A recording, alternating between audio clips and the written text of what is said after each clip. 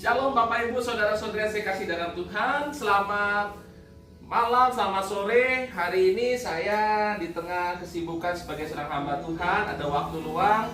Saya sedang membersihkan atau menyapu halaman yang ada di rumah saya. Nah saudara, sapu adalah alat yang dipakai, dan alat ini pasti ada di setiap rumah tangga dimanapun kita berada. Mohon maaf sebelumnya kalau saya pakai celana pendek, karena memang saat ini sedang santai dan saya sedang berusaha untuk membersihkan rumah ini, membantu pekerjaan rumah. Di tengah masa-masa saya tidak ada tidak ada pekerjaan gitu Bapak Ibu ya, karena ada waktu senggang. Nah Bapak Ibu, yang perlu saya kasih dalam Tuhan, sapu ini adalah alat untuk kita menyapu baik halaman, baik juga rumah, baik juga apapun yang kotor. Kita butuh alat ini yang namanya sapu. Saya paling nggak bisa ketika ada lantai yang kotor dibiarkan, dan termasuk saya harus sapu supaya bersih dan tidak ada sampah lagi. Bapak Ibu, tidak ada orang yang mau tinggal bersama dengan sampah-sampah yang ada. Nah Bapak Ibu, saudara-saudara yang saya kasih dalam Tuhan, kita butuh sapu yang bersih untuk membersihkan halaman yang kotor. Sekali lagi, kita butuh sapu yang bersih untuk kita boleh menyapu atau membersihkan halaman yang kotor. Kenapa begitu? Kalau kita mempunyai sapu, Bapak Ibu bisa perhatikan ini, kalau kita punya sapu dan di sapu saya ini banyak kotoran, banyak sampah. Ini mohon maaf ada beberapa rambut-rambut yang ada. Ketika kita membersihkan lantai ini atau halaman ini bukan tambah bersih, justru tambah kotor. Kenapa? Bukan salah lantainya yang memang sudah kotor, tetapi sapu yang kita gunakan, sapunya tidak bersih dan banyak sampah-sampah yang ada. Nah Bapak Ibu, bagaimana dengan kehidupan kita? Kadang Bapak Ibu, kita juga di dalam hidup kita sehari-hari, kita cenderung mau membersihkan segala sesuatu yang kita lihat dengan kasat mata yang tidak enak.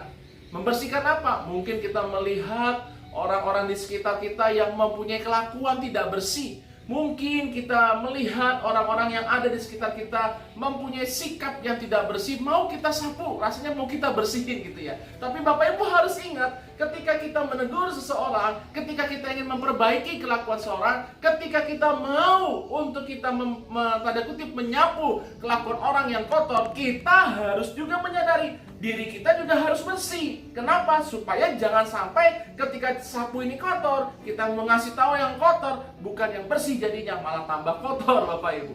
Nah, ada firman Tuhan yang berkata begini, dan firman Tuhan ini mengingatkan saya satu hal dalam Injil Yohanes pasal yang ke-15 ayat yang ketiga. Yohanes 15 ayat yang ketiga katakan begini, kamu memang sudah bersih karena firman yang telah kukatakan kepadamu. Nah Bapak Ibu, bagaimana membersihkan diri kita? Hanya dengan firman Tuhan. Manusia tidak bisa membersihkan dirinya sendiri. Ketika kita membaca firman, kita tahu bahwa ada kebenaran dan kita bersih, artinya firman itu mengubah kehidupan kita. Yesus sendiri yang mengubah kehidupan kita, baru kita bisa mengubah kehidupan orang lain. Jangan pernah kita bisa mengubah kehidupan orang lain kalau kita tidak bisa mengubah hidup kita sendiri. Tidak mungkin dong kalau kita sedang sakit hati, lalu kita bilang kepada orang lain, jangan sakit hati ya. Kenapa? Kita sendiri lagi mengalami sakit hati. Kita harus bisa sapu diri kita, baru kita bisa menyapu orang lain. Oleh sebab itu Bapak Ibu, jangan pernah kita melihat dulu. Kita lihat diri sendiri. Sudah bersihkah kita? Sudah mantapkah kita ketika kita menyampaikan firman Tuhan? Baru hidup kita menjadi contoh dan teladan. Mari sama-sama kita berdoa. Bapa di surga, terima kasih Tuhan, kalau pada hari ini kami diingatkan dengan kebenaran firman Tuhan. Sebelum kami menegur seseorang, sebelum kami ingin menyapu sikap-sikap orang yang mungkin di mata kami tidak bersih, tidak baik, kami harus melihat diri kami sendiri. Kami harus mempunyai cermin besar di depan kami, dan kami berkata di depan cermin itu, kamu yang harus berubah. Artinya, saya yang harus berubah terlebih dahulu. Mampukan kami untuk kami boleh menjadi teladan di tengah-tengah lingkungan kami, baik dalam perkataan, perbuatan, tingkah laku kami. Sehingga ketika kami menegur orang, bukan menjadi batu sandungan, tetapi menjadi berkat. Terima kasih Tuhan. Sepanjang hari ini, kami sudah beraktivitas, dan waktunya kami beristirahat. Tuhan berkati kami sepanjang kami tidur, dan besok kami boleh bangun. Kami percaya tubuh kami sehat, dan kami boleh kembali beraktivitas. Nama Tuhan dipermuliakan. Terima kasih Tuhan. Di dalam nama Tuhan Yesus Kristus, kami berdoa, kami mengucap syukur. Haleluya.